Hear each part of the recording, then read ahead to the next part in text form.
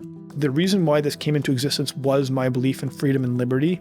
But from a practical sense, I don't care what people who buy it profess on a political or ideological sense. What I care about is that in a practical sense, they're looking for freedom and a good quality of life and the autonomy to do what they want and go where they want and be where they want and not be bothered by other people. And whether they say they're libertarian, anarcho-capitalist, or whether they say that they're liberals or apolitical, it doesn't matter to me, right? I'm not going to be saying this is the libertarian vote. I'm saying this is a vote for people who value freedom and independence and having a good life and being able to be sovereign over your own life and live how you choose to live, where you choose to live. This episode of the Free Cities podcast is brought to you by Veritas Villages. Now, Veritas Villages are freedom-oriented, energy self-sufficient luxury communities designed for people who want to enjoy peace of mind and real freedom in today's unpredictable world. Join a community of like-minded neighbours who value privacy and independence in a place where you can use Bitcoin, including for the purchase of your property. www.veritasvillages.com/free cities for more info, and in the meantime, enjoy the conversation. We've come on a bit since the last time you were on. It wasn't video, was it? No, it wasn't. It was audio only. Which, to be honest, I loved audio only. But I understand that people want to see things. And funnily enough, in the grand scheme of things, still, most of our listeners are audio. Yep.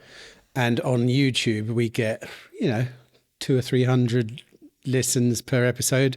It never seems to blow up. But shorts, which, like on TikTok, I've had just about to hit 500,000 views on shorts this year. Wow. In this last year. Yeah. And and YouTube Shorts is also hundreds of thousands or something. So you can see the way people consume this stuff is very different than I would have hoped. Yeah, we started doing video, and all of a sudden people are. Sometimes I watch, Joe Rogan for 3 hours. I actually do sit there and watch it, but. People don't seem to. They don't come unless I'm being shadow banned on YouTube. But I don't think I am. I don't know. I mean, I listen to every single episode on my podcast app, but I never go to YouTube to watch it. So I don't know. Do you listen to every single episode? I do. Yeah. Do you? Yeah. Well, I'd like to ask your advice then, because sometimes I go off. Like, I have to broaden the conversation a little bit. Yeah. Not least because there's not really enough people just to talk about free cities. We're on episode 155 now, there's not 155 people probably. Right. There probably are, but so I obviously I branch out into freedom, and my real sort of like passions when we branch out are often strange and weird things like. This actual episode that's coming out this week is with a guy called Yoni Appelberg, who's a doctor. Okay. He's a doctor, but half the podcast probably we talk about psychedelics, which is not exactly a free cities concept, but freedom is, and so. But yeah.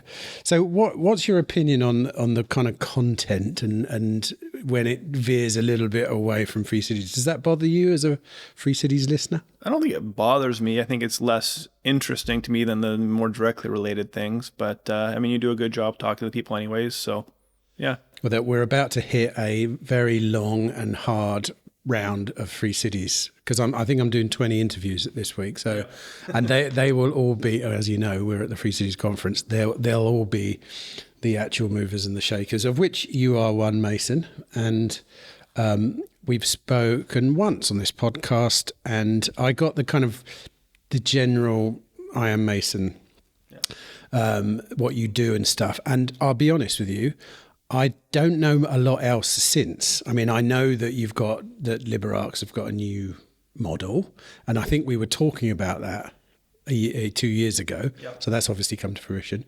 I haven't heard much more about Atlas Island. So, and don't take this the wrong way, I've deliberately come in not knowing a huge amount. Yep.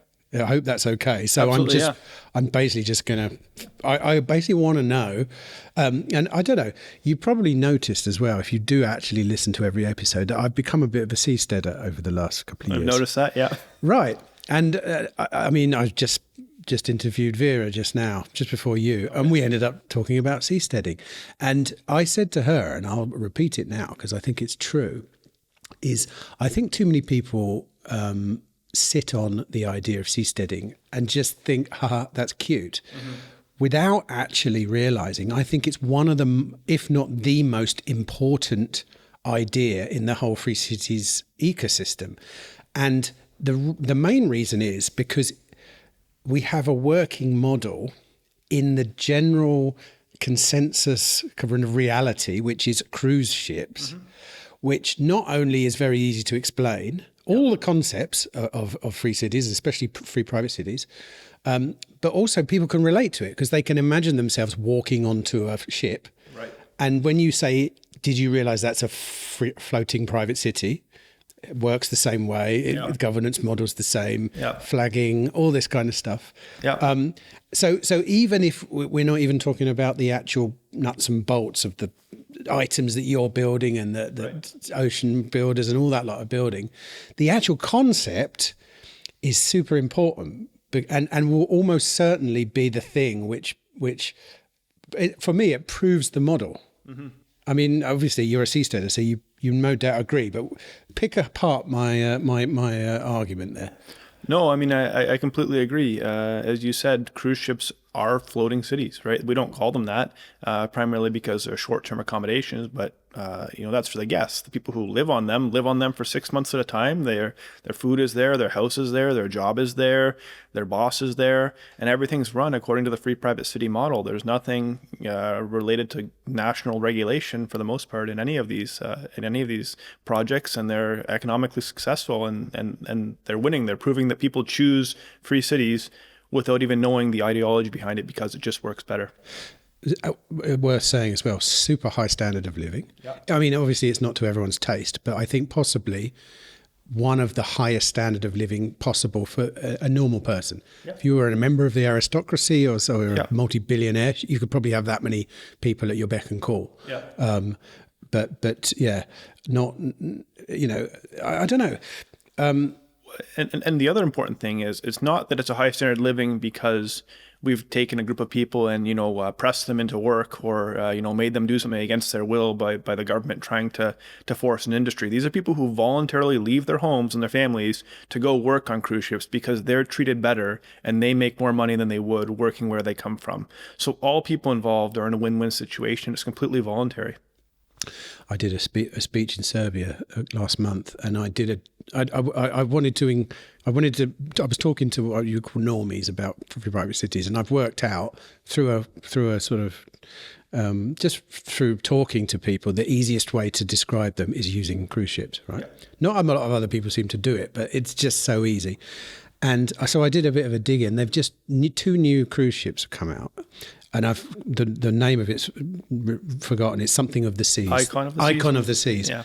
$2 billion to build Icon of the Seas. Yeah. That's enough to build a city, right? Yeah. A floating city. Well, they did. It is a floating city. Right. But I mean, when you look at the other the other models around, I mean, what are the main class of sort of seasteads these days, floating cities?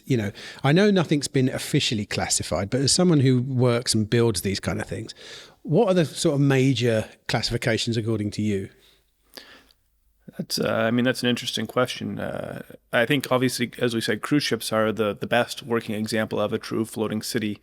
There are places where there's already floating extensions of cities. You have floating buildings and floating apartments, things like that. Aside from that, the rest of it, when we're going at a smaller scale, is still just being launched now. So far we have the SeaPod from Ocean Builders, which is a spar type home, fairly unique and niche. It's very interesting. It's very beautiful. I'm not confident as to how well it will scale or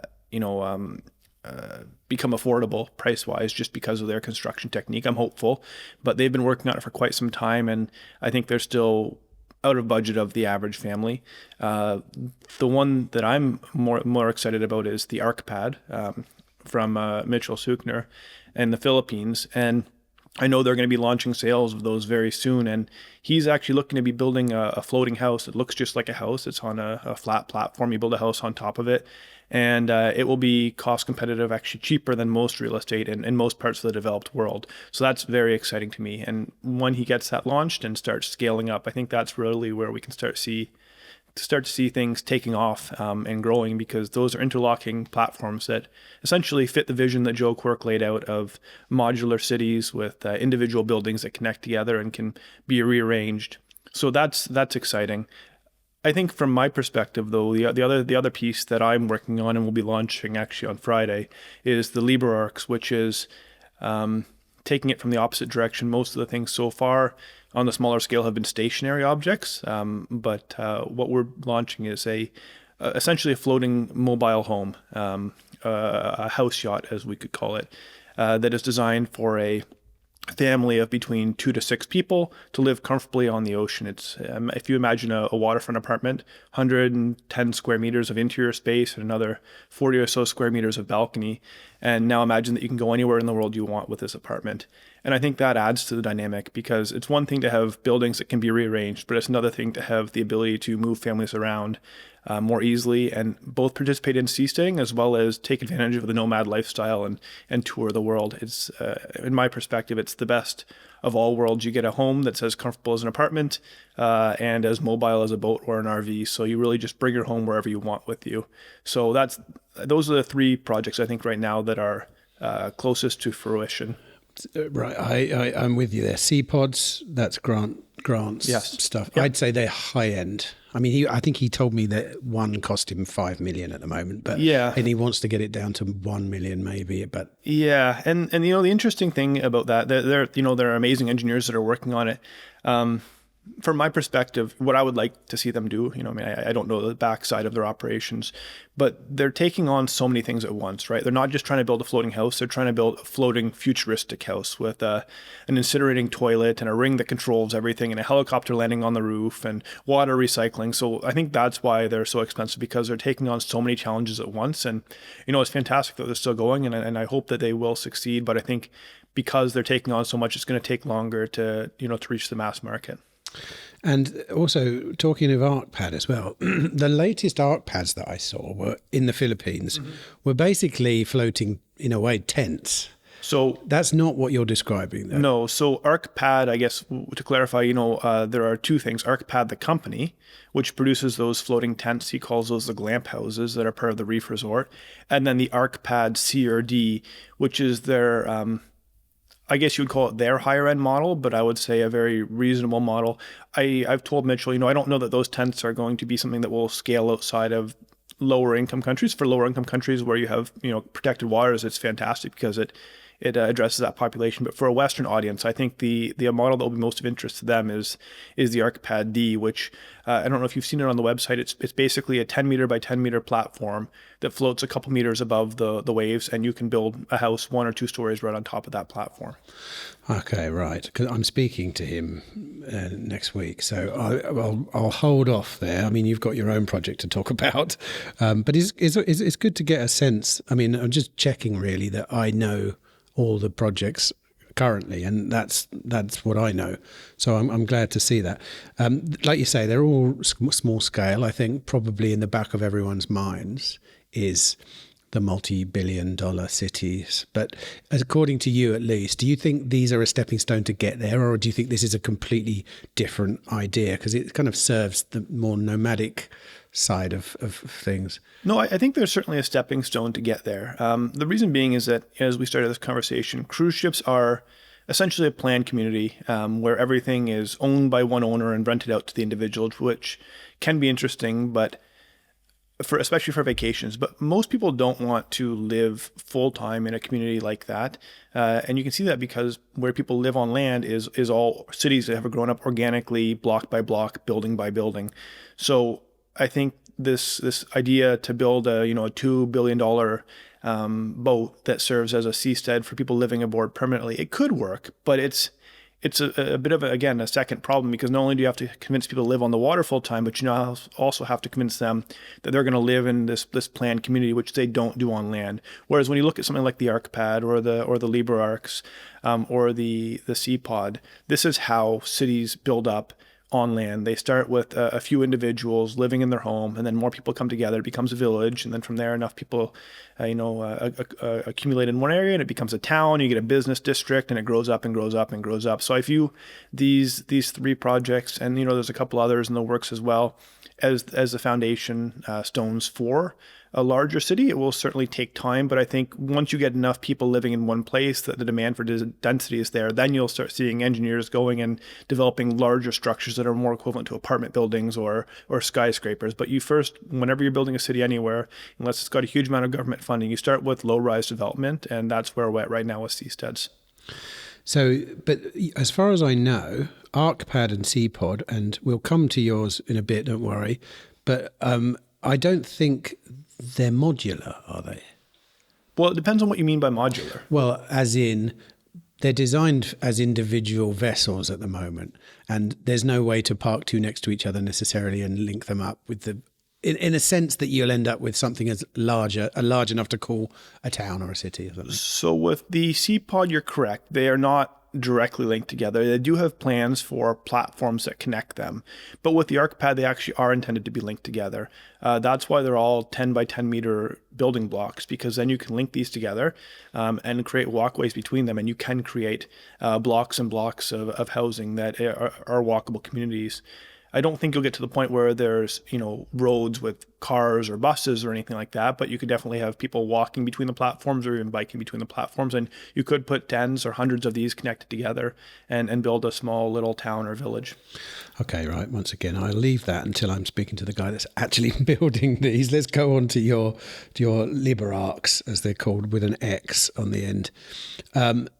I remember when we spoke last a couple of years ago, they were Catamaran-esque. It would be really useful actually as well if you have a picture that I can lay onto the video as well. Right, good. I'll sort that out with you at a later date, but why don't you go ahead and describe exactly what it is? Yeah, so I think the best way to describe it is that when most people build boats, they build a boat around sails or motors for the purpose of moving. What we've done with the LiberArx is we've designed an apartment, a single unit from an apartment building, and put the things on top and below to make this into a floating and mobile house. So technically speaking, you could classify it as a catamaran. It does have 2 hulls underneath. It's able to move at about 5 to 8 knots. But from a practical perspective, what it is it's a floating house that is able to move, and it's really optimized around that. Unlike other vessels that you can buy, we designed everything around domestic appliances. We don't want people, hassling with pump toilets like you have on boats. We don't want them smelling the sewage. We don't want to worry about low water pressure. We don't want to have to go up and down narrow and tight stairs or turn tight corners. We don't want beds crammed in between 2 different things. So what we did was we created this platform where the living area is 9 meters wide by 12 meters long, and that's a completely open space, free to be arranged however you want. We've created a reference design, that I think will suit most people well. But all in all, what it is a floating house, and it is designed to be mobile anywhere in the world that you want to go with it. And engineering-wise, does it have a pillar system like the SeaPods or whatever? What keeps it afloat or upright? Yeah, no, so engineering-wise, it is practically speaking a catamaran base with a house on top of it. There's pros and cons to that. Certainly something like the ArkPad is going to be more comfortable in a high wave situation because you have the pillars. There's no doubt about that. The catamaran, you will feel the boat will move side to side with waves, not like a sailboat, not like a monohull. But if you have 2 or 3 meter waves, you're going to feel it. You're not going to think that nothing's happening. On the flip side, what it does allow you to do is it allows you to be mobile. So while a stationary structure like a SeaPod or an ArkPad have to withstand 4 to 5 meter waves because they are where they are and they can't move when a storm comes, with something like the LiberArx, you can move and you can design it. You can design your lifestyle around the weather conditions. So before a large seasteading community develops, I think, the ideal situation would be, for example, spending your summers in the Mediterranean and spending your winters in the Caribbean, always being in good weather and sailing from port to port, maybe spending a couple weeks or a couple of months in each location. And, you can homeschool your kids, you can work remotely, and you can tour the world and, live life as a nomad without the inconvenience of living out of a suitcase, the hassle of planes, and the cost of hotel rooms. So sailing across the Atlantic, not a problem? Not a problem, no. People do that in much smaller vessels all the time. You're not going to go, from England to Newfoundland. You're going to go down through the Canaries and across in the tropical waters. But if you pull up a map of pleasure craft routes, thousands and thousands of vessels do this crossing every year. Many of them are, 30 to 40 feet long, much smaller, and monohulls rather than catamarans. So it's certainly a very doable journey, and anyone could accomplish it if they wish. The other option is, if you don't want to do that journey yourself, you can always hire someone to pilot your vessel. So in the 2 times a year when you have to cross, it'd take a couple weeks, you can hire someone to bring your vessel for you, and you can take a 2-week vacation and go wherever else you want, anywhere else in the world. Gosh, I don't know enough about sailing, but the thought of going across the Atlantic in a large catamaran with all my possessions in it and an apartment does seem a tad scary. It's obviously not. What about, like I've sailed, I think we spoke about this last time. I have a bad history of sailing. I've sailed. I hate sailing, basically. End up, and one thing I know is one of the things that happens all the time is everything falls off the shelves and the tabletops and all this kind of stuff. So the thought of, but I'm someone who's owned an RV and a caravan before, so I love the idea, but I also know that you have to pack things away very well. So a couple of years ago, I think I helped convert you to Seasteading. Let me convert you to the LiberArx now. Okay. First of all, it's not a sailboat. I've learned to sail. I appreciate sailing, but I don't like sailing, right? I like living on the water, and that's what this has been designed around. There is no sail on the boat. The roof is covered with about 27.5 kilowatts of solar panels, and the boat is moved by 2 electric motors. So going at a reasonable speed, you can cruise indefinitely on electric power from the sun. No need for any diesel, no need for any gas. If you want to go faster, if you want to go when the clouds are out, there is a diesel generator that will let you go across the ocean with diesel power alone. But there is none of the hassle, none of the inconvenience of sailing. And because they're electric motors, there's basically no maintenance. So you can think of it like an electric RV. You push the throttle forward, the engines spool up, and you steer the boat, and it goes where you want to go. You don't need to worry about trimming the sails or any of those other skills that do take a long time to develop. It's very easy to pilot. Secondly, because there's no sail and because it's a catamaran, it doesn't go side to side like a normal sailboat does. The catamaran, by nature of having 2 hulls, it will always stay parallel to the water surface. So as long as you're going somewhere where the waves are relatively reasonable, which you can certainly plot out based on modern weather forecasts, catamarans are not like sailboats. If you watch a video of a catamaran on YouTube, first of all, the stove is not gimbaled because everything's flat. Second of all, you'll see people crossing the ocean and they have wine glasses on their table and they're eating normal food and normal drinks on a table and everything's flat and everything's smooth. You'll feel a little bit of rocking, but similar to an RV going down the highway. It's not like a boat going crashing across big waves, going back and forth as a sail goes left and right. So yeah, I completely understand. And this is actually part of the reason why we designed the LiberArx, because there's very few vessels of this size that are comfortable, that are not designed around a sail. And I think the big sail on top is a major barrier to entry for many people who want to enjoy the lifestyle on water. So what we've done is we've created essentially a large RV. I mean, it makes RVs look small because most RVs are 8 feet wide or something like that by 40 feet long. I think our vessel is 64 feet long and 30 feet wide. So it's, probably 5 or 6 times the size of an RV. It's quite impressive. It's big. And it's just as comfortable as an RV. And on top of that, you can go anywhere there's water. So you can go to islands, you can go to coastlines. So it's all the benefits of the RV, but with more space, more comfort. And energy independence because you're not going fast, so solar power works. You don't need to fill up your diesel tank constantly.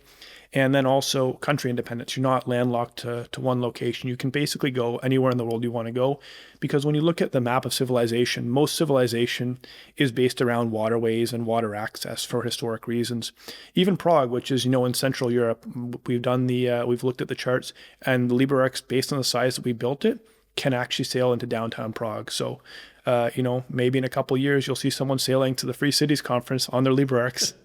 They'll park on the river and they'll walk to the conference and they'll go back home to their apartment. Where can you moor down here, though? I mean, presumably you can't just leave it in the middle of the river. Well, not in the middle of the river, but usually along the river, there are places to moor up boats. So anywhere along the river, you can moor up any boat. You can just moor it up and you have your solar power, you have your everything with you. I seem to remember when we spoke before, and this is something that Joe Quirk is always going on about, is in order to get your vessels insured, etc., they need to be classified. Mm-hmm. I'm pretty sure we spoke about it before. We did, yes. Is a LiberArx classified? It's not yet because we haven't built the first one, but it is designed according to standard Catamaran rules, and it is designed, and as soon as we build the first one, it will be classified according to a Catamaran rules. So as far as insurance is concerned, this is the same as any other boat. That's one advantage of using the Catamaran hull. Unlike the SeaPod or the ArkPad, we're not looking to create a new category of thing. Yes, it's more comfortable. Yes, it feels like a home on the inside, but the regulators look at it and say, oh, this is a catamaran. We know exactly what to do with this. And as long as you check these boxes, which we have, as soon as you get it built, we'll give you the stamp and you'll get your insurance. So there are already catamarans that are 9 meters by 12 meters. Absolutely, yes. And what are they? Just massive shit? That's big. Well, it's 9 meters by... Yeah, I built an annex of my house, which was 6 meters by 6 meters, and that was pretty big. Yeah. So 9 meters by 12 meters. 9 meters by 19.5 meters. Oh. 12 meters is the interior space. The overall length is 19.5 meters. So 9 by 19. So that's big. Yeah, it's a standard class. If you look up different catamarans, the big companies, Lagoon, Leopard, Fountain Peugeot, they all have boats in this size range. They usually call them the 60 or the 65. Ours is the 64. It's a standard size boat. It is, on the higher end of recreational, but nothing absurd. Like, these are things that you would see quite commonly in most anchorages. It's just most of them are built around a big 80-foot mast on top of it with sails and designed for sailing around and cruising. I was going to say, why hasn't this not been done before? I mean, when you look at, I'm a keen observer of RV technology, mainly on YouTube these days, but because I no longer own one. But these days, especially in the States, you can buy things which are just out of this world. They're like, the sides come out like this. And so RV technology is just like going on in leaps and bounds. So what is it about boat technology which means people are keeping boats as boats, if you see what I mean, and not designing them around apartments, say? Like, I think is that what a fair way to describe the angle you're coming from, is from a habitation first and then sailing second, because it's not actually sailing, but Yeah, I think, there's a couple answers to this. One, there is a product that is somewhat similar to what we're doing called the Silent Yacht, and they do sell them. But the difference is that, for the most part, boat builders have not really focused on mass manufacturing vessels of this size. They've really made them kind of bespoke one-off things that are run in small production series, which by extension means that, that they're not attainable for the average person. And also, it becomes a little bit of a self-fulfilling prophecy. If someone knows that this boat is going to cost at least €2 million or $2 million, then they're going to want to make it look fancy, and they'll add, some extra curves and things that make it harder to manufacture, because what's an extra $500,000 when you're already paying $2 million? But we've taken the opposite approach, that we've designed from the ground up a boat that is designed for manufacturability and scale. So I think, to circle back to your question, I think right now there are boats that you can live on. They're very comfortable. They're just not affordable for the average person. And what we're looking to do at LiberArx is we're not really inventing a new category. What we're looking to do is go from the bespoke automobile to the Model T. We want to make something that's mass-producible, that's attainable for the masses, and that can be affordable for an average middle-class family. And that's what we're aiming to price this boat at. We've actually just gotten a quote back from one potential producer, and they told us that they should be able to produce this vessel for about $750,000 US, which sounds like a high number. But when you think about it, that you have a 110 square meter apartment that has constant waterfront views, no utility bills, and mobility to go around the world, that's actually quite comparable and cheaper than waterfront apartments in many major cities in the Western Hemisphere. Presumably as well, a catamaran of that size is quite expensive anyway, is it? Oh, yeah. No, I mean, if you wanted to just get a standard catamaran, you're talking probably $2 million. Oh, right. Okay. So, yeah, so we've made it cheaper than the average catamaran. Something I've just thought about is you probably are going to be up against, like your buyer, for example. Mm-hmm. You've got it's an interesting little niche that you're going to try and sell to, because your average boats person probably going to look down their nose at something that doesn't sail, right? Well, it doesn't sail, and it doesn't look like a boat, right? It looks more like an RV. It's a big box on top of the water rather than having sleek curves and lines. So yeah, it's a very different market, and that's, we're leaning into that and we're embracing it. We're not trying to be a boat. We're trying to be a house. And again, going back to your previous point, when you're selling a $2 million boat, you need to not only find someone who has $2 million, you need to find someone who has $2 million probably in cash, because it's hard to mortgage a boat that's used for recreation, on top of the ability to pay for their principal residence. We're targeting the $750,000 price point as someone who uses this as their primary accommodation. So anyone who's been able to buy and pay off a waterfront apartment can sell that apartment, buy one of these, and live on it full time. So it's a completely different market, and Seasteaders will certainly be part of it. But we've also done a lot of thinking about this, that to scale this up, we need to go beyond Seasteaders, at least initially, until Seasteading catches on. And really, it's ideal for a family who wants to live a nomad lifestyle and enjoy the outdoor world and explore and have freedom. But what about, not having sea legs, which your average, like, who is your buyer? That's an interesting question, really, because, like I say, why would someone who's not au fait with the sea suddenly decide, you know what, I'm going to live on the sea, which is, I understand ideologically, is a phenomenal idea, but I wouldn't necessarily think that most people would think that's an easy transition to make, going from land to sea. Yeah, so again, like our Atlas Island, our plan, I don't think that the first people buying the LiberArx will anchor it in the middle of the ocean and just live there. I think the vast majority of people who buy the first dozens or hundreds of these vessels will be people who want to live on it and live a coastal life. So they'll probably, they could take it, like I said, to Prague for a month, spend a month here, and then say, well, now I want to go to Paris. I'm going to bring it to Paris. I'll spend 5 days, I'll sail it to Paris, and they'll spend another month living in Paris. So it's someone who wants to enjoy the lifestyle available in all of these cities and move around as a nomad, but have the convenience of having their entire house and all their possessions with them, not having to live out of a suitcase and not constantly relocating. Certainly, if you want to be a hardcore sailor and go out and, race, you're going to, encounter adverse conditions. But if you're a digital nomad or, a retiree who has enough money that you're not in a rush, you don't need to go anywhere quickly, you can wait a few days for the weather to pass and wait for a good sailing opportunity. Then you'll make your 1 or 2 or 5 day journey to your next destination, and then you'll spend most of your time at anchor. But what about, like, you're presumably you're going to need to understand sailing a little bit. I appreciate that it's going to be nice and simple, but, cruising into a port or a dock or whatever, you can't just, parking your boat is not going to be as easy as parking your car, is it? No, but because it's a catamaran, because it has electric motors and it doesn't have a sail, it actually becomes much easier.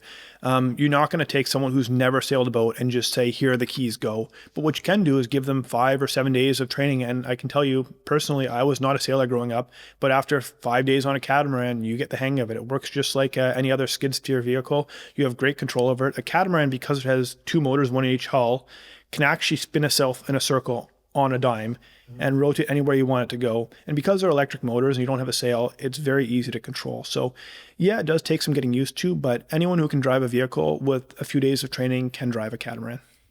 When you look at all the projects, like the 3 you've mentioned so far, I think it's obvious that the first iterations of all these things are kind of recreational type applications, possibly tourism, These seem to be, which is interestingly what I've also thought would be the first applications of floating cities as well. The same kind of stuff, tourism, bit of an interesting. Oh, let's go and stay on the floating city, or let's go and stay on. I mean, part of the fact is probably that the price starts high and comes down. I assume you're anticipating the price to come down somewhat as you start producing. That's the hope. I mean, to be honest, we've done a lot to get the price down. We were here again 2 years ago talking about the concept. And looking at external pictures, you won't notice too many differences, but we've gone through probably 10 iterations of refining the manufacturability of this vessel. And that $750,000 price point, I think, is very competitive. What I can tell you is it certainly will not go up in terms of inflation. And if we can scale up, then my hope is that we can continue to drop that price over time, at least adjusted for inflation, in terms of gold ounces, for example. Maybe not in terms of Fed bills that are going to constantly decrease in value, but point you have to add that to everything you say. Exactly. Yeah. Yeah. I mean, 3 years ago when I first thought of this, so the target price was 500,000, and you say, okay, well now it's 750, but 750 buys less now than 500 did back then. I've got a feeling when we first spoke, when I spoke with you 2 years ago, we spoke about Bitcoin, didn't we? We did a little bit, yeah. I think I told you it was a great time to buy. Yeah, I think, you did. And you know what? I'm a gold guy, and luckily I got into gold because gold did just as well. I'm not sure, actually. I'm going to have to call you on that. I don't think it did as well. If you look at the charts, it's done in 2 years. I don't know the exact time frame, but on average, over the last 3 to 4 years, gold has outperformed Bitcoin. I'm going to have to look into that. I can't believe that's true. 4 years ago, gold was around 2,100 Canadian an ounce, and it's now about 6,000 Canadian. It's like tripled in the last tripled. 4. And 2 years ago, Bitcoin was maybe 30. Yeah, so it's more than triple. Well, it's about the same. Like I said, it depends on where exactly you start and end, but yeah. Okay, well, then let's go back 8 years then. Anyway, so where are you at then with actually selling them?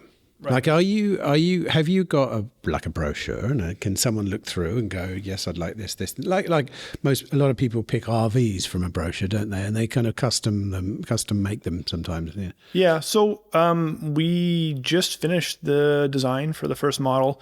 Obviously there is the option to customize, but we've come up with a layout that is, I think, pretty applicable to most of our buyers. So our plan is on Friday, in 2 days from now, I'm going to be presenting at this conference, and I'm going to be showing the picture, showing the renderings, and asking for people to take orders.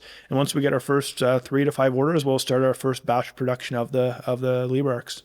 Wow. So yeah, you can say anything here. This won't be going out before Friday or before your talk. So that's your announcement, is it? Yeah.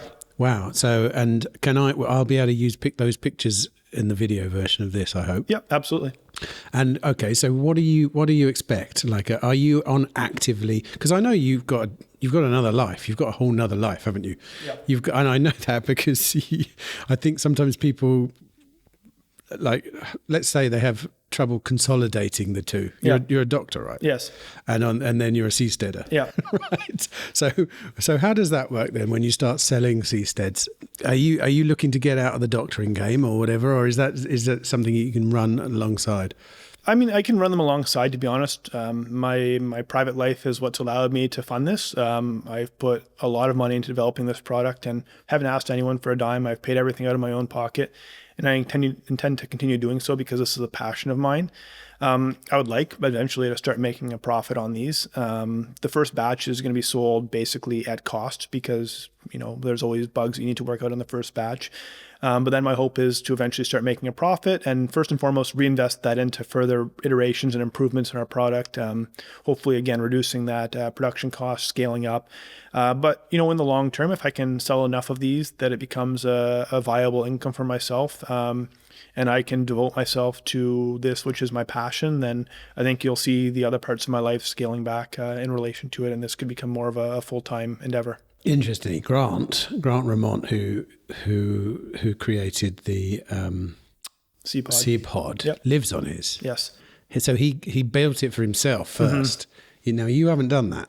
Now, No. why is that? Well, I mean, the honest answer is because I'm still young, right? I mean, I've been fortunate and I have a relatively good income, but I haven't had the decades to build up the savings necessary to live off of my savings as of yet, right? I mean, I still need to pay my bills. I need to pay for my phone. And like I said, I haven't raised any money from anyone else. I don't intend to. I want to keep control of this project because I don't want anyone else dictating how it goes. I believe in it and I want to shape it and, see it impact the future. For me, LiberArx is, like I said, if I can make money, fantastic. But it's, for me, more than anything, a legacy project. I want to see this change the world. And I don't want to have to be beholden to someone who's put in a couple $100,000 so that I can make it come to fruition a little bit quicker, but then want to make a quick buck and, ruin the vision. So it's a passionate project of passion, and I'm committed to making it succeed. So it means that I've gone a little slower. It means I'm doing other things. And it also means that for now, I don't have the... I don't want to risk having to stop doing what I'm doing because I could, sell everything and go all in. But then if I run out of runway to get this thing to market, you become between a rock and a hard place. Whereas going a little more conservatively and, having an income on the side that you can support it, I'm not worried about the break-even point. And I won't be forced to compromise my values or the mission of the product in order to make it succeed. Will you, though? Yes. Will you live on one? Yes. You will? Absolutely. So describe your ideal life on a LiberArx then. So, there's the idealistic Mason who believes that Atlas Island will succeed, and realistically, I don't know the time frame. The ideal. Sorry, better stop you there. Just give a quick overview of what Atlas Island is, because we haven't actually kind of established that. Yeah. So we talked about it last time, but I'll refresh here. So Atlas Island is my other project that I started before the LiberArx. It's a seasteading project. As you may or may not be aware, seasteading is generally considered a broader term. It's not dedicated to private cities. Seasteading can be for any number of ideological reasons. Atlas Island is, if you take seasteading and you take free cities and they had a baby, that will be Atlas Island. It's a anarcho-capitalist, libertarian seasteading movement designed around private governance and individual sovereignty. We've created a plan as to how we want to achieve that. Briefly, it's a 5-step plan because, as we talked about earlier, you can't just pick up 100,000 people and drop them in the middle of the ocean and say, city, go. You need to build things up step by step, as cities on land have always done over time. So the first step is an online community, which we're developing right now. The second step after that is getting people actually moving onto floating vessels in marinas nearby. And that's where the LiberArx comes in because there's not many vessels that people want to move on, and the ones that they do are too expensive. So the idea with the LiberArx was to create a platform that can be mass-produced, and they can get people in our community actually moving on to a floating structure, floating vessel that's mobile, but also that is comfortable, attainable from a financial perspective, and also approachable from a skills perspective for the average person. So once we get enough people living on these catamarans in marinas all around the world, the idea then is to build a floating marina of some kind, probably using a structure similar to the ArkPad, actually.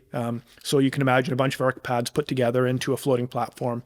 And then at that platform, on top of the platform, you can have a business district with shops and commercial places, restaurants, perhaps some rental apartments for people who can't afford their own vessel. And on the outside of that, you can have a whole bunch of docking space for people who have their catamarans, whether it's a LiberArx or any other vessel that they have.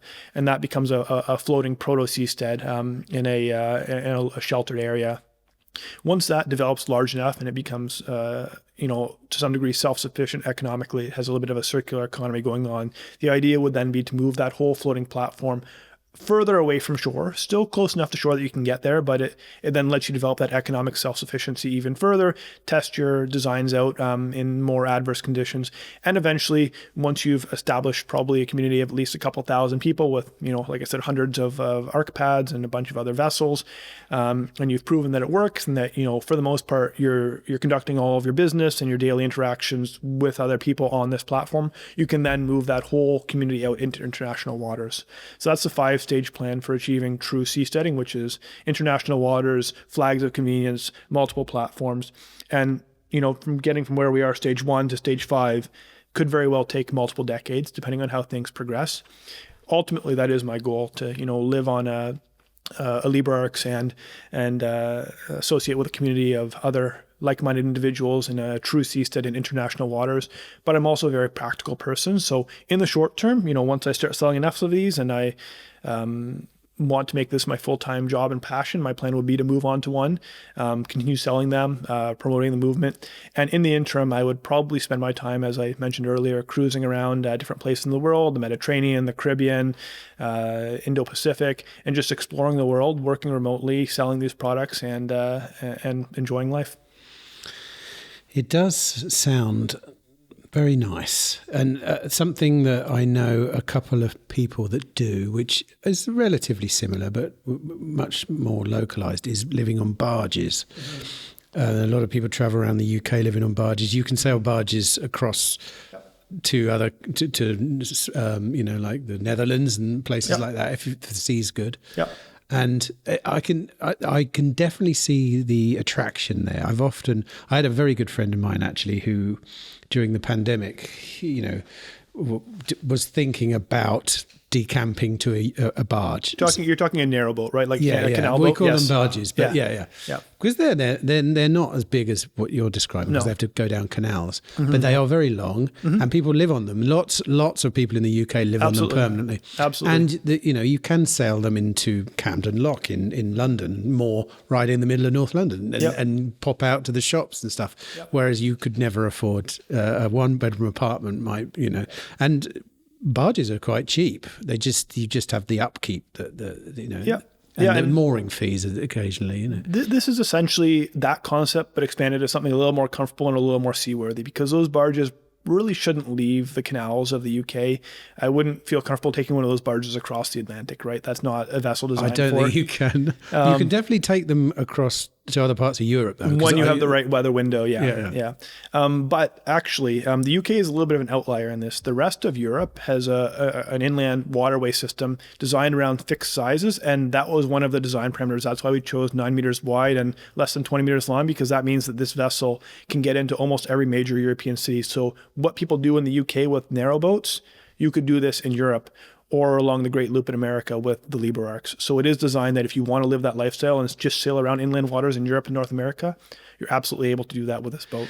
There's going to be a bit of cultural friction there, isn't there, between the people that live on narrow boats when they start I can imagine the horror that they would see these, in the sense that I think a lot of people would class, some people that live in RVs would say it's a bit crass. I bet you get a similar cultural divide on the sea. You could, but also there's probably not going to be much overlap. Like, these boats are not going to fit into the canals in the UK. They're too wide for that. So, but I mean, in France, the canals aren't that big in France, are they? They're not ginormous. Great.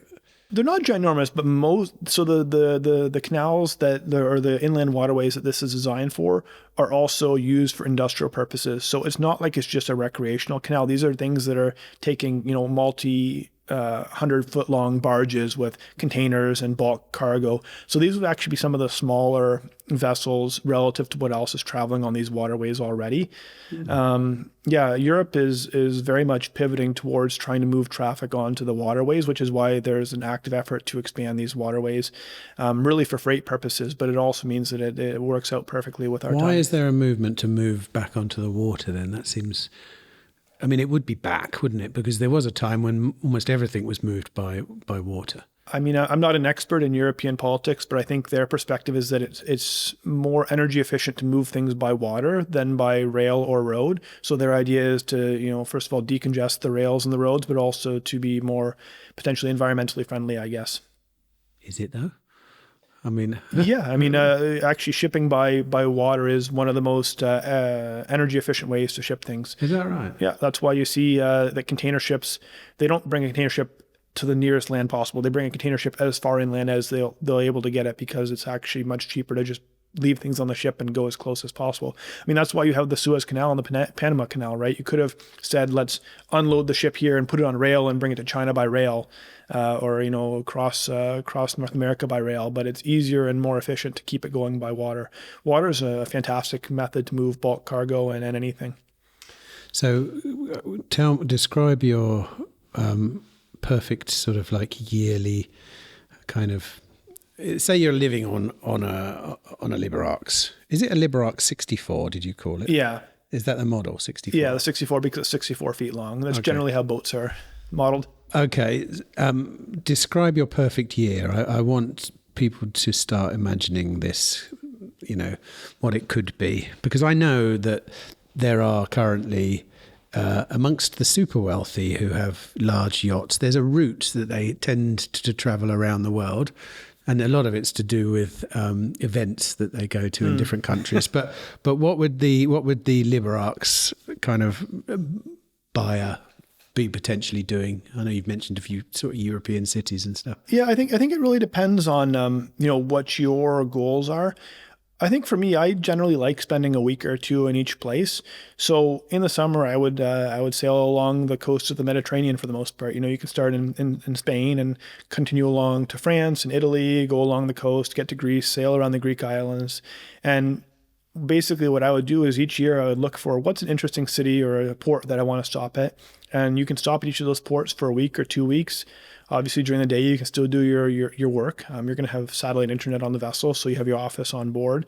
But then you can take your family and a couple nights a week or every night, depending on how you want to live. You go into the city, you walk around, you see the sights, maybe do something touristy, have a nice meal. And on the weekends, you can do a little road trip. You can leave the vessel parked and rent a car and drive a little bit further inland and really just explore all the different parts of Europe.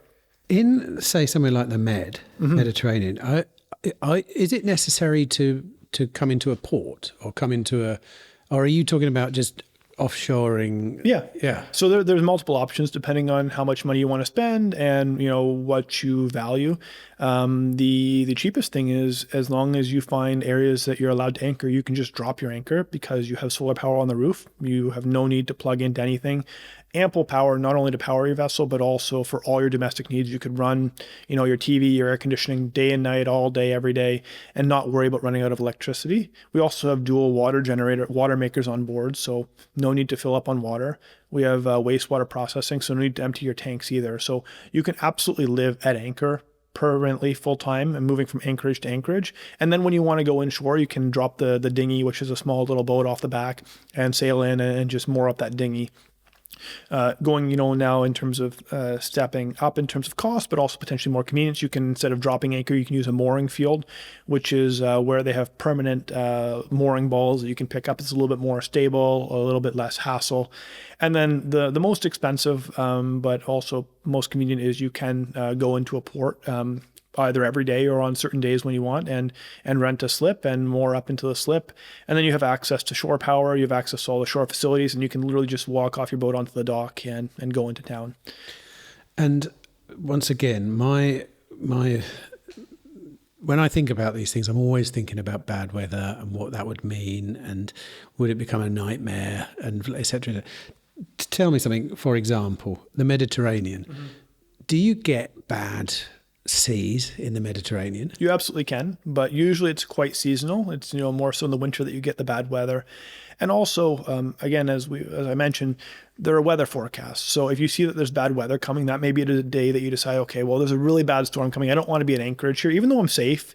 It might not be the most comfortable thing to be swinging back and forth on your anchor. So if you see that there's a bad storm coming, you can either go into a protected harbor, where there's a small little opening that prevents the weather from getting in there, or you could even go into a port or a marina and rent a slip, and then you're fully, tied up to the slip and nice and secure and have the ability to get on and off without worrying about the seas. So it's really just a question of what you're comfortable with, planning around the weather, and deciding how much you want to avoid it versus riding it out. The thing that most people don't understand about boats is when we design boats, we have things we design for. One of them is called stability. And there's a naval architect on YouTube. He made a kind of a little funny video.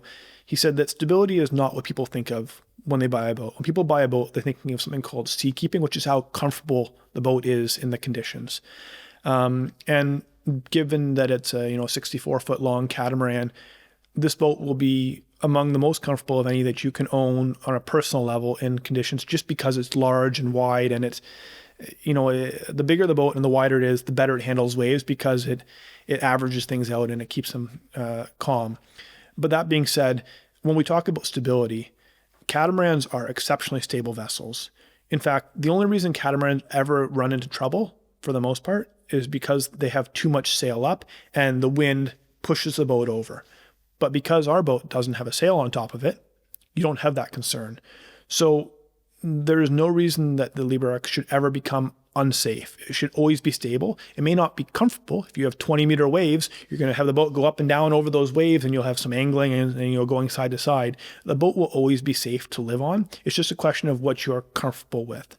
So, to circle back to that question, it really is just a question of your comfort level. And some people may have better sea legs, and they may say, 3-meter waves, I'm rocking back and forth a little bit. Maybe I can't leave glasses on the table all night long because they'll slide back and forth, but I'm okay with that. Other people may not tolerate that, and they may say, well, you know what, I'll spend the $50 or $100. I'm going to bring it into a marina for these few nights because I don't want to be uncomfortable like that. So it really depends on what you do, what you tolerate.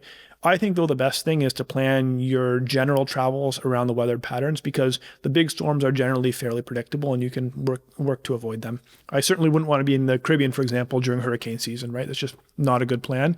Again, the boat would probably survive it if it didn't get washed onto shore, but why do that, right? I mean, you have the ability to move, unlike the other seasteading projects, so you might as well plan your life around being where the weather is good at all times. Amazing. And like you say, insurance-wise, it's simple. Yep. Insurers understand. Yep. Do you think you could get a mortgage for one of these? I think you could. It's not as easy as a house. You're going to need a bigger down payment, but you can get mortgages on boats. I know that some of the other companies have been looking at other options for mortgaging things or fractional ownership. It's certainly a possibility. And if you have insurance, it becomes a lot more viable. And like I said, I'm talking to you about seasteading right now. I suspect that 80 to 90% of our sales will not be to seasteaders, right? It'll be to just retirees, digital nomads who want to live a life on the water and potentially don't even have any political ideology, but just value the lifestyle. And for them and for the insurance companies, we won't mention anything about seasteading. This is just simply a comfortable catamaran that is affordable and comfortable to live on, which makes it super simple from a flagging and an insurance perspective. And just like any other boat, you can mortgage it the same way. So you think your major buyer is going to be a digital nomad, or a retiree? Yeah. And so where do you find these people? Like, how do you reach those kind of people? That's a great question. That's something, that we're working through right now. My plan, my goal is, like I said, we're launching this boat for sale in the next couple of days. And my hope would be that the first 3 to 5 people who buy the first batch of boats, number one, are super passionate about it, but number two, represent a somewhat diverse spectrum of individuals. I've already talked to a few individuals who may be interested. And the idea is it will, like I said, to some degree be a beta test working out the kinks, which is why we're not going to take any profit. We're going to release the first few models at cost to those individuals, but also with the caveat that we want those individuals to be almost brand ambassadors. Ideally, they can have, a YouTube channel or a podcast, and they can document their adventures. If you look at YouTube, there's countless channels of people sailing, right? So if I can get 3 to 5 people who document their life on the LiberArx, not only does it reach the sailing community, but then by YouTube's algorithms, it'll reach out to people who are interested in that, but maybe not comfortable with the sailing part of it, with the, living in cramped quarters. And that's how we're going to do it, by having brand ambassadors and probably a referral or affiliate program where they can take a cut of the commission of sales that they make to their followers. It's definitely something I've noticed has taken off recently, probably in the last 2 or 3 years, probably a pandemic thing again, is channels of normally pretty good looking husband and wife, maybe a dog, because they never seem to have actual kids. Living and our journey around the world, or here we are coming into this island or that island. And like we'll get the sailing people, we'll also get the RV people, we'll get the digital nomad people. So we're targeting to have someone whose lifestyle represents each of these people, right? Obviously, there will be the hardcore seasteader, libertarian, but there will just be that, like you said, young, good-looking couple who wants to travel the world and doesn't want the hassle of pulling up and down sails and wants the convenience of being able to run the air conditioning 24/7 and not worry about it. Because on most sailboats, you do think about management of power, you think about management of water. So it's someone who doesn't want to make compromises and is maybe not so much in it for the sport as the lifestyle. But you're not going to make a prototype an unsold prototype. You're only going to start production when each unit will be built to order. Like I said, we have a standard floor plan, we have a standard layout, we've got all the specs done. So if someone came and said, here's $750,000, I'm ready for you to start building it, we could start laying aluminum in the next couple months and have it done probably within 1 year. So it will be initially built to order because, again, I'm self-funding. I don't want to spend $7 million to build 10 units and then try to sell them afterwards. But eventually, once we've got the production line up and running and we've done our first couple dozen, then we will probably have a small inventory of ones available for sale that are pre-built. It's very exciting, really. I mean, Joe Quirk's been getting quite excited about everything recently. He's saying that he thinks that seasteading has reached a new paradigm. Absolutely. You think so as well? Yeah.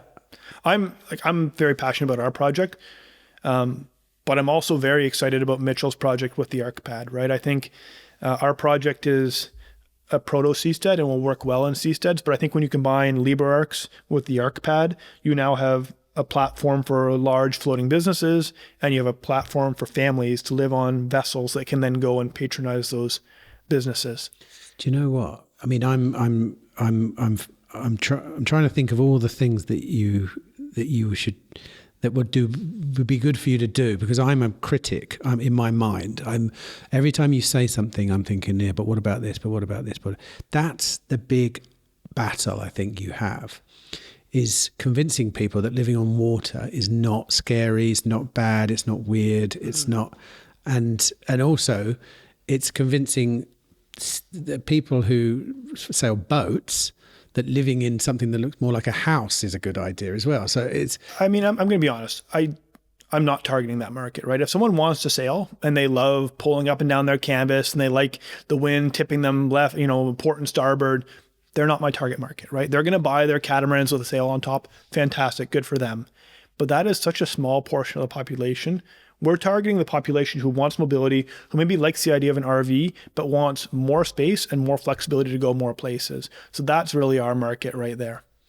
So would you target actual RV people? Would you go to RV conventions, for example? Do you think there's any crossover there? I mean, because like I was saying, a lot of RVs are turning into mobile houses. They're insane, some of them. I literally, it's a little personal passion of mine is just watching YouTube videos of people showing you around their ridiculous RV that's just off the, I think that's the answer there, right? I mean, I'm one person. I have some people working for me, but there's so many RV shows and boat shows around the world. For now, we just don't have the scale for that. Maybe 10 years down the line when we have a bunch of these available, we can bring them to these shows. But I think for now, the thing is YouTube and other online platforms is going to be our means to get the message out, and having, like I said, 3 to 5 people who are documenting their life, showing, hey, there's a storm, but I'm still eating my meal. I still have my glasses on the table. Everything's good. I'm comfortable. I wasn't a sailor a year ago, and now I'm living this life and I love it. I think that's going to be the biggest sales pitch for us. You're absolutely right there. That would be something that, I've talked about this for 3 years and I still wonder about those things. And I've seen all the evidence to the contrary, and I still wonder. And I think partly it's because, I live in a very old solid house. Mm-hmm. And when there's a massive storm outside, I still worry about what am I going to have to fix in the morning?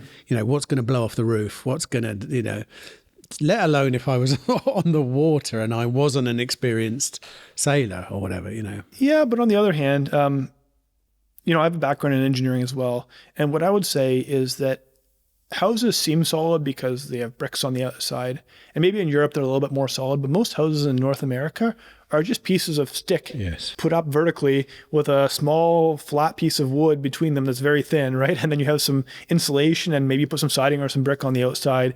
And they're all built in a haphazard manner on site. There's nothing that's standardized. If you've ever seen a house constructed, you see, oh, well, this is crooked. Okay, well, we'll just shave that down a bit, slap some mud or tape on here, add a little plaster there, shimmy it all. Okay, it looks good enough now, right? But these boats are precision engineered. They're going to be designed and they're going to be built in a factory, cut with CNC machines, and the entire structure is out of aluminum. So you have a precision piece of aluminum that is, completely enclosing everything, welded together, solid. I think that this is going to be stronger and more sturdy than any standard house that you'll have built. Yeah, that wooden house thing's an American thing. I was just thinking of my own house. Our walls are almost a metre thick stone, not solid stone. There's a hole at the gap in the middle, but I still worry about the tiles flying off the roof in a storm or something. Yeah, and again, that's the way houses are built, right? This thing, the entire outside is a solid piece of aluminum. Right. I mean, you have 6 millimeters of aluminum, or whatever, a 1/4 inch aluminum. Not much is going to happen to that. I mean, maybe if you have a tornado and a piece of a metal rod goes and hits the side, but for the most part, what's going to happen to a solid box of aluminum? Not much. Yeah, quite amazing, really. I mean, can I? The final couple of questions I've got. You're quite ideologically driven as well, aren't you? Mm-hmm. Really, as most people are in this kind of world. But where does that fit in when you start marketing these things? Is that an important aspect of it, or no? No, I mean, for me, in all honesty, I have my ideological beliefs, but I think this is also something that differentiates Atlas Island from a couple other projects, right? We're not trying to claim that we're going to have a government and we're going to have elections and we're going to be this libertarian paradise. What we're trying to do is look at, practically speaking, how does the world work? And identify how do we achieve the best lifestyle and the best freedom using that existing framework. I don't think I'm going to convince people to change their political views. I'm not going to convince America to elect an anarcho-capitalist or a libertarian, right? It's not going to happen. Much less so in Canada or Europe, right? This is just not going to happen. So the question is, people who value freedom and value that, do you want to spend your life fighting a political process where you're almost certainly going to lose because the vast majority of people want to be told how to live their life? Or do you want to create a system where you can opt out and vote with your vote and just choose to live your life as you desire? So yes, the reason why this came into existence was my belief in freedom and liberty.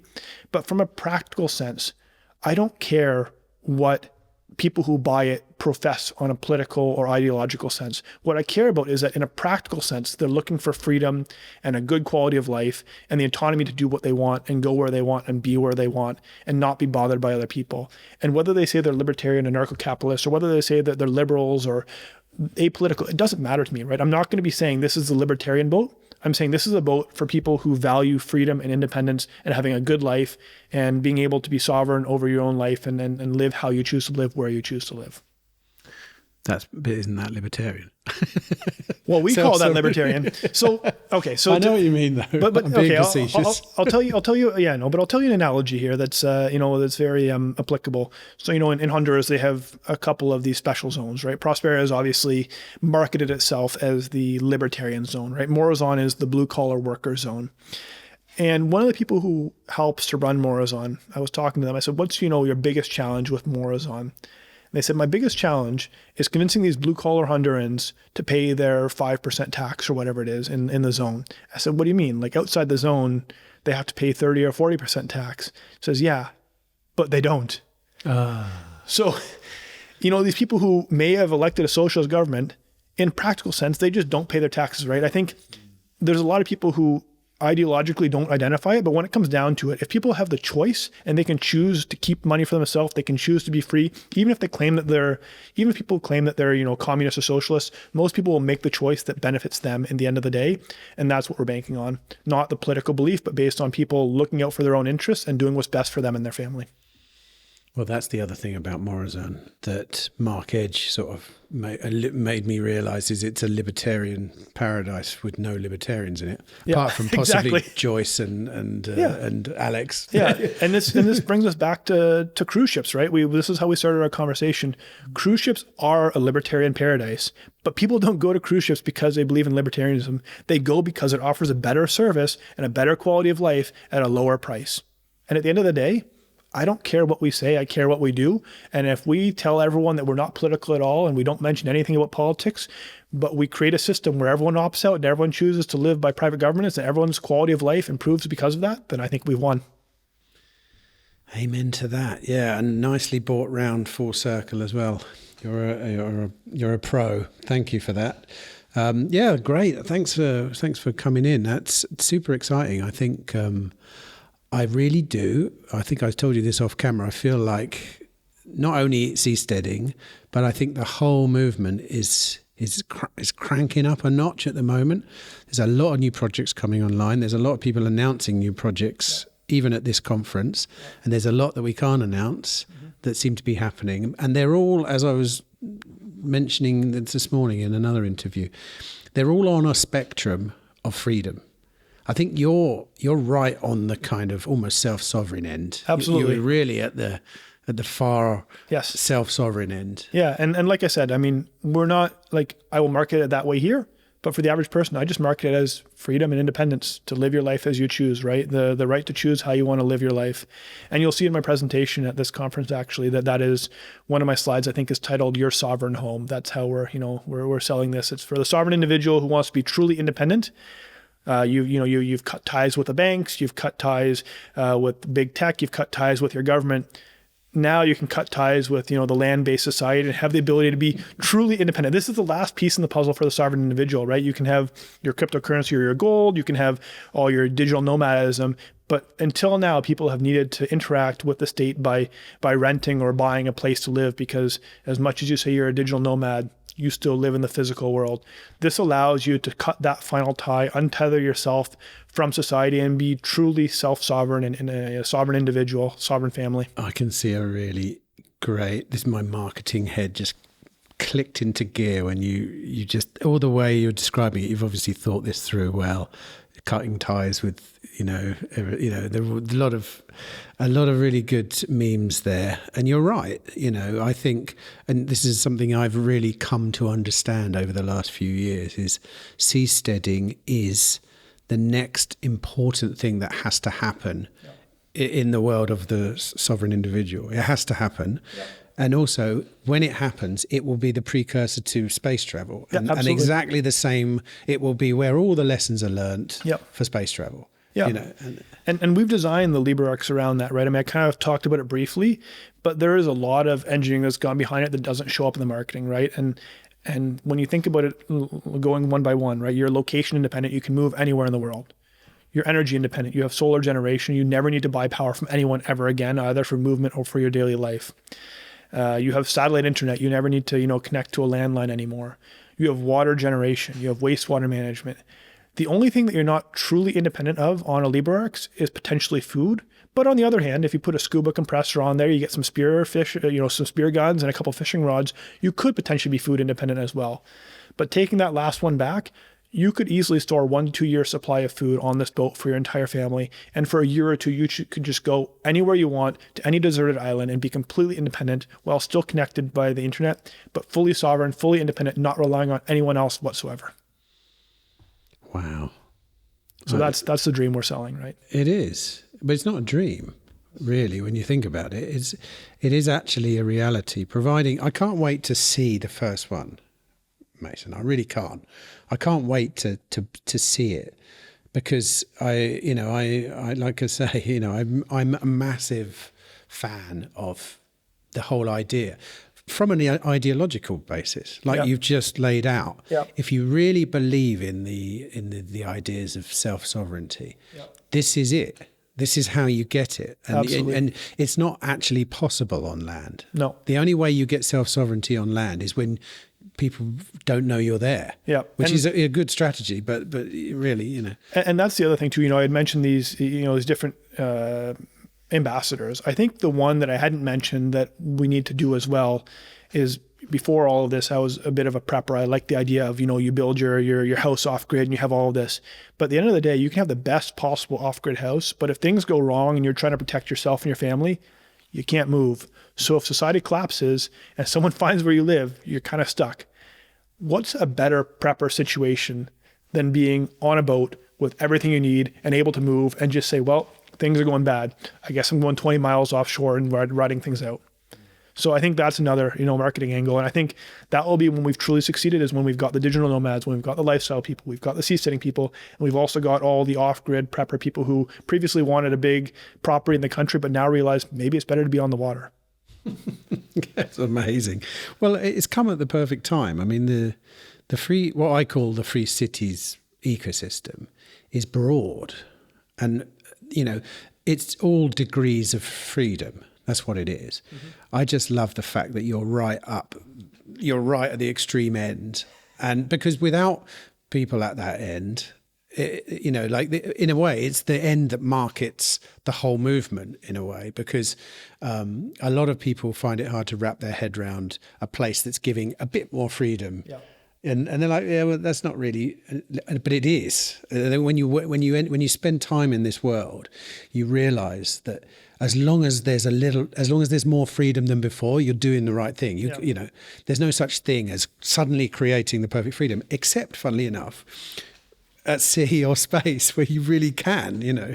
But then the other thing too is it's maximal freedom, but it's also no compromises, because not only can you be off grid and you completely separate from society, but at the same time, if things are going well, like I said, you can also pull this up into Prague, into Paris, to London, to any of the major cities and say, things are going well. I want to anchor here and I want to spend a month living my life in the middle of the city, Singapore, Dubai, Monaco, anywhere you want to go. You can take full advantage of society, be fully integrated, but then still have that ability to break off and be fully independent at any time that you choose. That's what got us into RVing. Yeah.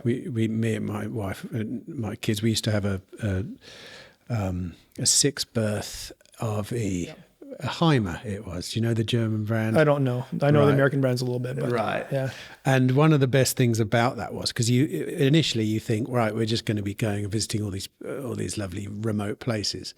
But then you realise, especially, for example, in France, you can park in the middle of a city at a special place. You don't even have to park it on the side of the road. They're called air de service. Yep. And they have a hookup there and they have this and that. And you literally, as long as you've got a toilet and a shower on you, you can walk out in the middle of a city, go to a restaurant and come home. Yep.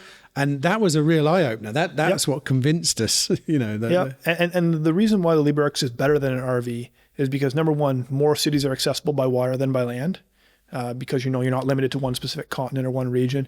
And number two, no matter how great you design an RV, just based on the speeds, the engineering behind it, and the size, you're not going to be energy self-sufficient. You're always going to need to buy diesel. But with this, you don't need that, right? You can truly be independent from movement, and you can sail continuously at 5 knots with no need for any external power input. I forgot to ask, actually, how long do these things last? How long does an aluminium hulled vessel last? If it's well maintained, essentially indefinitely. At least 50 to 100 years. If it's well maintained, you're replacing the anodes. They shouldn't corrode as long as you take care of them. So there's a bit of, what does that involve? Like taking it into a port every so often and having the barnacles brushed off or something. That's more of an efficiency thing from a durability perspective. So the one risk of aluminum is that in seawater with stray electrical currents, it can slowly wear down the aluminum. So what you do is every couple of years you put a chunk of another metal, like zinc, for example, on the boat and you connect it up. And over the next couple of years, that zinc will wear down, and while it's wearing down, it protects the aluminum. So when it's worn down, you need to replace that every couple of years. But it's very minimal maintenance, actually. Is that an expensive process? No. I think a couple $100, if that. Oh, right. Yeah. Not coating it. No. It's literally a couple blocks of zinc. A couple pounds of zinc, and you just put them in strategic places, and then it by electricity it protects it. It's not physically protecting it. The aluminum is strong itself. It's just electrical currents can sometimes damage it. So you direct the electrical currents where you want them to go, rather than through places you don't want them to go. Is there good camaraderie between you and everyone else in this space making stuff? Yeah, myself and Mitchell work very closely together. Grant, I've spoken to a few times. I haven't worked as closely with him, but I think Seasteading and the Free Cities movement it's early and it's exciting, and there's so much growth potential that anyone who truly believes in the vision is not going to be nastily competitive. Like, we're friendly competitive. We're trying to build a better product, but we also want to help each other, because if more people buy LiberArx, there's going to be a bigger market for ArkPad. And if ArkPad is developed and, has floating business districts, then there's going to be a bigger market for our product, right? So I think, in a sense, we're all collaboratively developing different aspects of the ecosystem. And what I've said before, and I'll say it again, this is a passion project for me, right? I think that the LiberArx is the best option for people who want to be sovereign individuals and have that lifestyle. And I think we've done a fantastic job at it. If tomorrow or on Saturday at the conference, someone shows me and says, I did a better job than you. I've designed a better boat that does more than yours can and is half the price. I'll say, fantastic. How can I help you build it? because I want the movement to succeed, right? I'm funding the project because I believe in the movement. It's not a money-making scheme for me. It's a way to move the movement forward. And I think a lot of us are like that. Obviously, everyone has to pay their bills, but I think everyone is committed to doing what it takes to move the movement forward rather than advancing their own self-interests. Hallelujah. Yes. Excellent. Oh, I'm excited again about seasteading. Yeah, I think I'll know. I almost look, the day I live at sea, you've won. I was about to say that when you sell your house in Wales and you buy a LiberArx, we've won. Well, no, I mean it's not that I would have any problem selling my land-based house. Actually, yeah, I've been on a funny journey with that recently. I've always owned my home. I'm starting to see it as a bit of a liability. Exactly. Yeah, because of a number of things, but even just capital gains, what do you call it, wealth taxes and stuff like that. Yep. I do actually realise that I used to think property was one of those things that was quite safe, but actually it could turn into a bit of a ball and chain, and it also means that you can't respond to your government very well. No, exactly. It's a political liability, and also I think property is also a surface area, like a maintenance liability, right? Because unless you actually own just an apartment, you have a lot of maintenance to do on your property for it not to fall into disrepair and then be taxed or fined because you haven't maintained your property, right? You can't just leave your house for 3 weeks or 3 months and let everything become overgrown. You'll probably come back to a big fine and a complaint from all your neighbors that you haven't maintained it. But a boat is much easier. There is maintenance, but compared to owning a full property, especially an off-grid type property, there's a lot less maintenance on that boat. Is there the kind of maintenance you get on boats where you have to wash the deck down and you have to do this and salt water corrosion and all this kind of stuff? So again, the corrosion, we talk about the anode, that's that's slow maintenance. The deck you can wash as often as you want. We're going to use an artificial material called S-Tech that is very resistant to corrosion.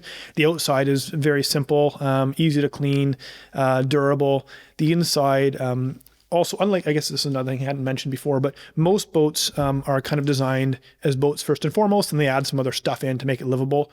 Ours is designed as a fully insulated and conditioned space. So the entire interior space will always be air conditioned, heated, dehumidified, and maintained at an appropriate temperature. So it should really slow the degradation of all the internal materials. It also means that we can use standard household furnishes, which are cheaper and operate better than most marine furniture. And then in terms of the general maintenance on the vessel, a lot of the maintenance comes from either the sails or the rigging in a sailing vessel or the big diesel engine or the gas engine in a power vessel. But ours is 2 electric motors, a battery bank, plus or minus a small generator. So the actual maintenance on it is very low. It's similar to an electric car, right? I mean, an electric car probably has even more maintenance because going down the highway at 120 kilometers an hour, this is moving slowly at 5 to 10 kilometers an hour. So the maintenance on an electric boat is minimal, if any. I mean, it's you clean the floors, you wash the walls, and that's about it. It would be the supreme irony if I ended up living on a boat. But I like I say, ideologically, it makes the most sense out of everything. The question is how much of a sovereign individual do I want to be? Yeah. That's it, really, when it comes down to it, isn't it? Yep. I think your only chance on land to be a sovereign individual is being somewhere that no one really knows you're there. And then what kind of quality of life do you have? Well, that's the problem. Yeah, you can't interact with the world, unfortunately. Yeah. It's a choice you have to make, and it's something I think about so much at the moment because those are the thoughts that relatively normal people are starting to have. Mm-hmm. Oh, wait a minute, is my standard is the way I'm living in accordance with what I believe? Yeah. And if it's not, okay, well, how do I do that? Yeah. I think the big barrier to me ever being a seasteader in reality would be the fact that I feel like there's a seafaring culture that I'm not a part of, and I've dipped my toes, I have to say, and it wasn't really my thing, But I'm also not a part of that culture, right? I didn't grow up sailing. I'm not interested in boats for the sake of boats. I'm interested in it from the ideological perspective, and that is, like I said, also one of the things that differentiates the LiberArx. It is not designed as a boat for boaters. It is designed as a floating mobile house for people who want to be mobile, but don't want to have to spend years learning how to trim a sail or, maintain a diesel engine or wax a decks, right? It is designed as a floating house first and foremost. I've just remembered something in in Amsterdam, there's quite a few floating houses, aren't there, all around. I remember on quite large river fronts at the side. We were going in a boat somewhere, and I were looking at them. Very much like square boxes. So you could just pull up to one of those more there for however much they charge. I don't know. Yeah, exactly. Yeah, no, that's the thing, right? If you don't want to move, if you say I like Amsterdam, or I like Monaco, if you have the money, you could take one of these, you could put it in a mooring slip, or find a seawall and just lash up to it and live there as long as you want until you decide that the time it comes to leave. You could spend two years in the same location. From a seasteading perspective, that that has implications for taxes, that you're now probably technically living in that area. But are you though? Like, has anyone? That's a good question. Most countries have some kind of rule that if you leave a boat in the country for a certain period of time, I think it's usually 6 months, then you've considered to have imported it and you're now residing in that country, which is not a problem, right? I mean, the point you made is very valid, that a lot of people live on floating houses already. So even if you're not ready to seastead, even if you say, look, I need to be in Amsterdam, but I want to have an option. You could buy one of these, moor it up, and live there for 3 or 5 years. And then if things change, instead of having to sell, you can just say, it's time for me to leave, and I'm going to leave. It'd be hard for them to tax you as you left anyway. Exactly. Yeah. Without putting too fine a point on it. You'd be waving out the back window. Exactly. You haven't paid your exit tax. Yeah. Sorry, can't hear you. We're too far away. Yeah. Wow. Yeah. Okay. Right. We better knock it on the head. We've got a team building thing to go to tonight. But anyway, look. Thanks for coming in. It's great to hear the story after 2 years that is actually literally about to launch. That's phenomenal. Yeah. And I wish you all the greatest of luck. I think, like I say, I live vicariously through seasteaders.